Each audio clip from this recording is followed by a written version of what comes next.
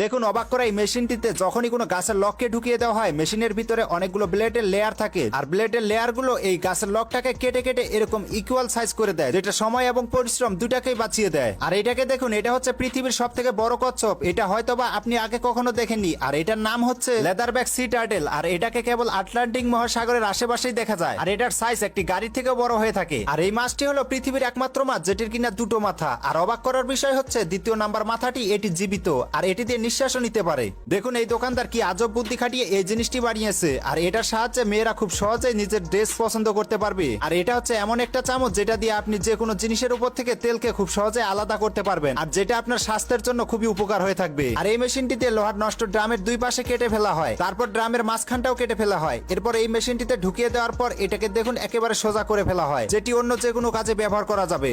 আপনিও এটা দেখে অবাক হয়ে যাবেন, কেননা এই মাছটির মুখ যখনই খোলা হয় তখনই দেখুন এই মাছটির মুখ থেকে ছোট ছোট মাছের বাচ্চা বের হয়ে আসে, যেগুলো এই মাছটি গিলে রেখেছিল। আর আপনি যদি এইটা ভাবেন এই মাছটি বাচ্চাগুলো খেয়ে নিচ্ছে, তাহলে আপনি ভুল, কেননা এইগুলো হচ্ছে এই মাছটিরই বাচ্চা। আর নিজের বাচ্চাকে শিকারের হাত থেকে বাঁচানোর জন্য এই মাছটি নিজের বাচ্চাকে মুখের ভিতরে রেখে দেয়। এই মানুষগুলো সমুদ্র থেকে এই বড় বড় মাছগুলো ধরে আনে শুধুমাত্র বাজারে বিক্রি করার জন্য নয়, বরং এর থেকে লক্ষ লক্ষ টাকা আয় করার জন্য। প্রথমত একটি মরা মাছকে সুন্দরভাবে এরা আট করে নেয়, এরপর একটি পাতলা পলিথিন এই মাছটির উপরে মুড়িয়ে দেয়। এরপর সাবধানতার সাথে যখন পাতলা কাগজটি মাছের উপর থেকে উঠানো হয় তখন ঠিক এরকম একটি মাছের পেন্ট এই কাগজটিতে উঠে যায়, এবং কিছুক্ষণ পর যখন সেটাতে রং করা হয় দেখতে ঠিক এরকম হয়, আর যেটা খুবই দামি হয়ে থাকে।